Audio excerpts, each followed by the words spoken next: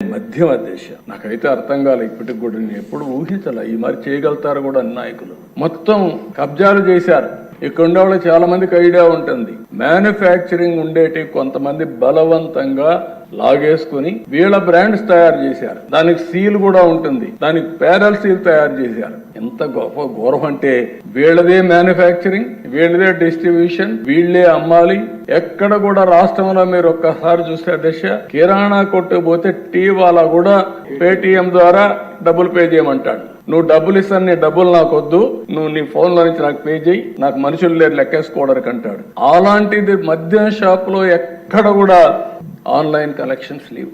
ఏంటి అధ్యక్ష ఇది? సాయంత్రం అయితే కలెక్ట్ చేసిన డబ్బులన్నీ తాడేపల్లి ప్యాలెస్ కు రావాలా? ఎక్కడికి పోయిందో నాకు అర్థం కాదు. ఏంటి అరాచకం? ఇలాంటి అరాచకాలు చేసి ప్రజల ఆరోగ్యం పూర్తిగా సర్వనాశనం అయ్యే పరిస్థితి వచ్చింది. ఈ రోజు అధ్యక్ష గర్వంగా చెప్పగలుగుతాను, మళ్లీ ప్రక్షాళన చేశాం. మొన్నటి వరకు ఇక్కడ దొరికిందంతా సైకో బ్రాండ్సే దొరికాయి.